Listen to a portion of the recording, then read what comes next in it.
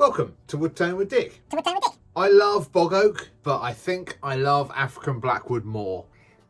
There's loads of sapwood on this piece. Most of that will disappear because it's on the very corners. But just look at it, it's beautiful. Such a lovely weight to it. Big old crack along here. 50 centimetres long, nearly 20 inches. If I take that out, I'll use that section for something else. Come down a little bit lower than the crack.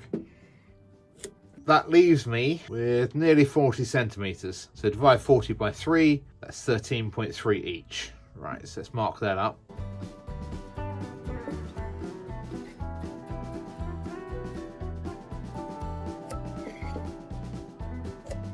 What I do need to bear in mind with this is this crack in the very middle, which runs the entire length, I suspect. So that's going to be fun to deal with. Let's get it cut up and see what's in the middle. Initially, I just want to cut that one there, because these cracks, I want to see if they run all the way down. That might determine the height of each piece. Because at the moment, that could be all internal. I could dig a lot of that out if it doesn't go all the way through. If it goes all the way through, then I've got another method of sorting it out.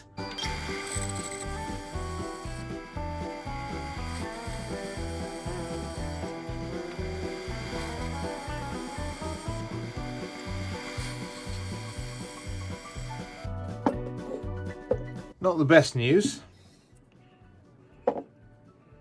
Oof.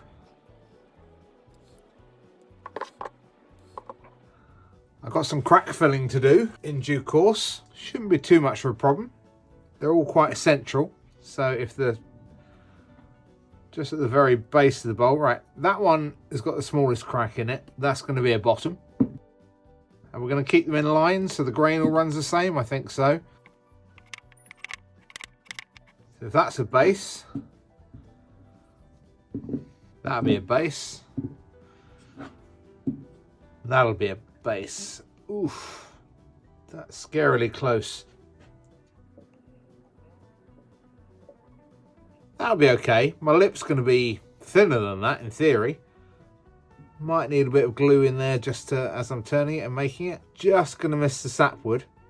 Not that I'm opposed to having the beautiful white sapwood against the black, but if they're all going to be fairly uniform, black, black, black, all this sap's going to disappear, unfortunately, or fortunately, whichever way you view it. But I should just miss that crack when I hollow out.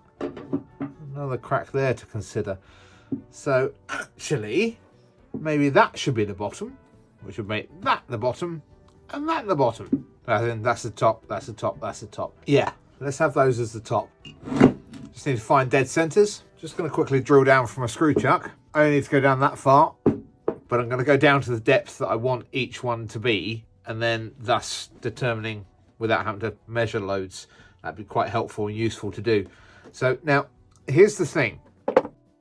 I'm not going to go all the way down to the bottom. This very edge is going to be incredibly thin with a nice deep bowl in it. But I'm not making a beaker or a cup. I'm making something for display because the inside's going to be gilded with different coloured silvers. And when you pick up the piece, I want it to retain the weight of the wood. Thus, I'm only going to turn down just over half maybe, leaving that section as solid wood, retaining the weight of the thing. Because the way I see it, this weight, you've got to kind of enjoy it. And by leaving that section in there, they're deceptively heavy. And you look at it with lovely crisp thin edges with the gilding down inside, you'll pick it up and oh, wow, what a piece. That's the plan anyway.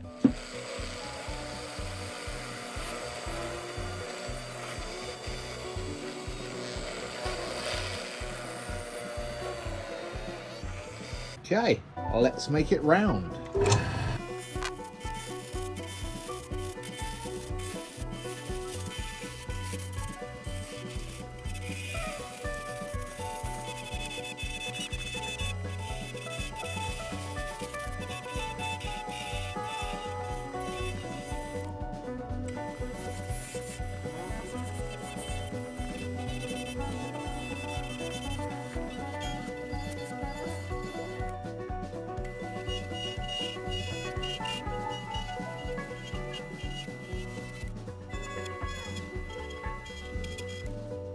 Obviously I'm going to deal with this crack here,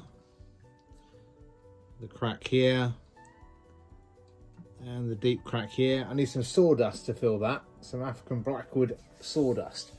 Fortunately, don't know if you noticed at the beginning, I cut off a piece of African Blackwood on the bandsaw. I'm going to grind that up on some sandpaper, mix it in there with some CA glue. Just putting a bit of super glue on the mildly softer areas of the African Blackwood, and then work some into that crack across there.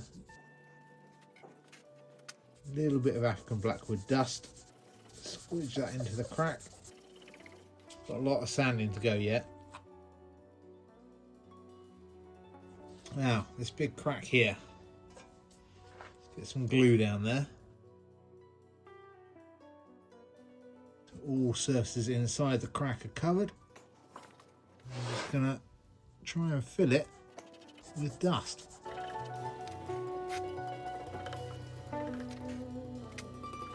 Bit more super glue.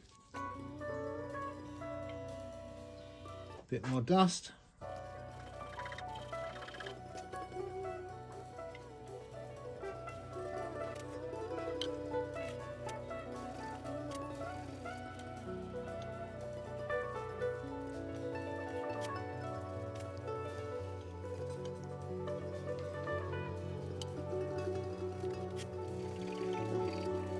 Gentle rub over with the scraper just to try and clean this up a little bit, and then it's all down to the sandpaper. Now the pleasure of African Blackwood is that it doesn't suffer with heat cracks, so I can get this as hot as I damn well please while sanding, and it's not going to suffer. Bit of sandpaper solved the issues. Bit of sander sealer on there, getting that glimpse that I love so much of what it's going to look like in the end. Oh, that's nice. I do love me a bit of African Blackwood. Tiny bit of sapwood left in there, but I think that's forgivable.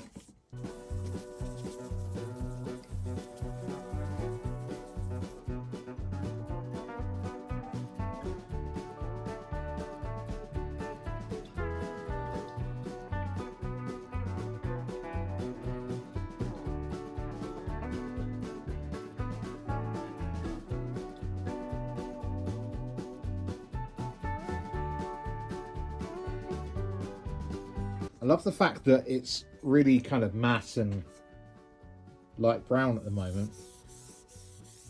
You put that sander sealer on and it just comes to life.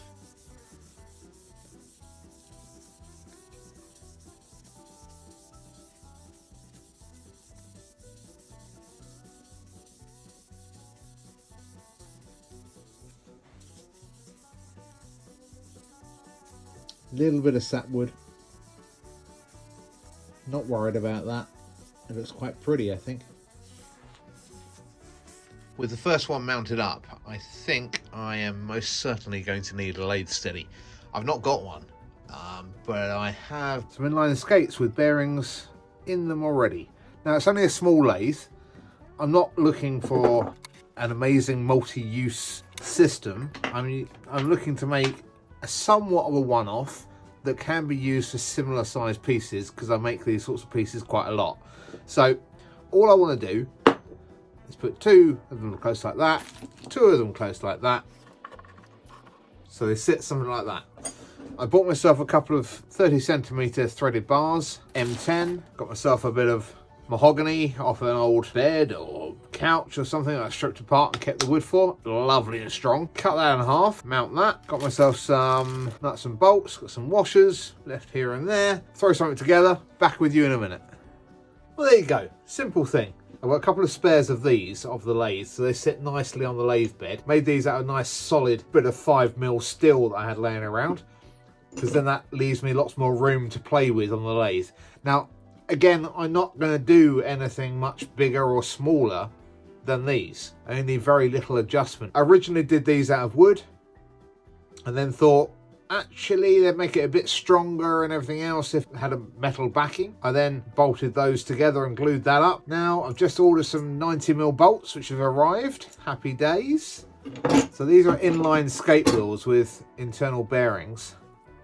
And if you put a washer on this side, it rubs against the the bearings that slows the wheel. So I ordered some little bearing collars, and that just sits on the outside of the metal there and allows that to spin against the bearing. One of those both sides.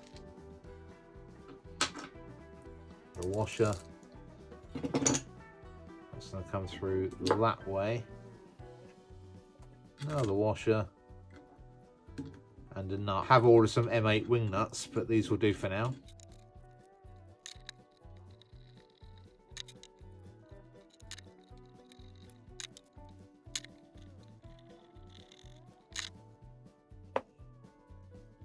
So you bring that one down a little bit. Obviously, once it's on the lathe, it'll be a lot easier to adjust and get the right amount of pressure on each one. A little bit of tape around the outside of my African Blackwood there. And we have ourselves a lathe steady. Well, colour me impressed with myself. I am chuffed to bits. This has worked out beautifully. There's a tiny amount of flex left here, which I don't think is a terrible thing. Everything is nice and tight, not too tight against here. I've got a bit of masking tape, with the masking tape running and flapping over this side so it doesn't catch on the wheels as it comes round, because obviously the lathe's turning that way. Here you go. Hey, hey, hey! The wheels are turning. Right, let's get that dug out.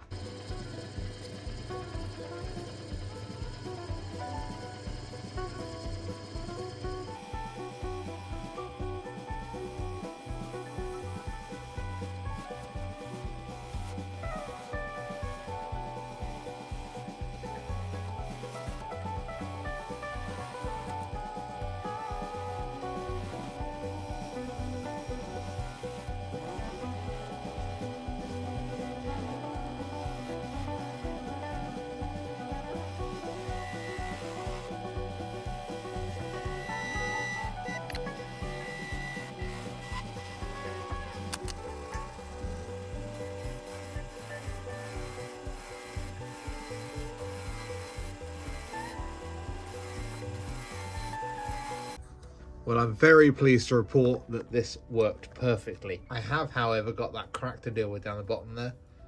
I've got to scrape out some of the brown and fill it with dust and super glue and get it as smooth as possible, because Lenora is then going to gild this.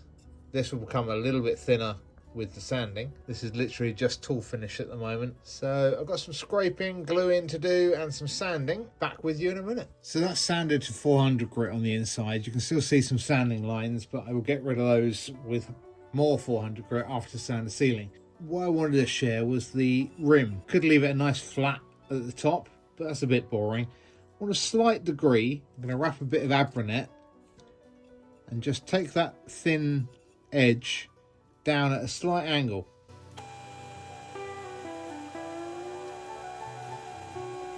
It's a subtle difference, but it's a subtle difference between quality and not. A bit more sanding to do. Two other ones to mimic just like this, and then it's off to the gilder. Second one complete. I do love this lathe steady. Up like that. While things released. Release off the chuck, pull it off safely.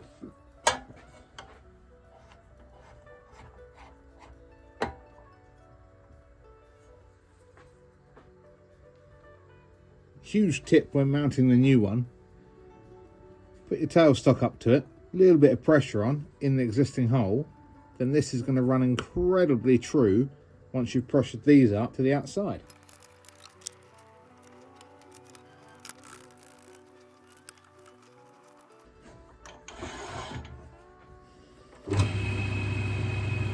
There's one, there's two, and there's three. Nice African Blackwood deep pot vessels. Not finished yet, because there's some gilding to go on the inside here. All slightly different.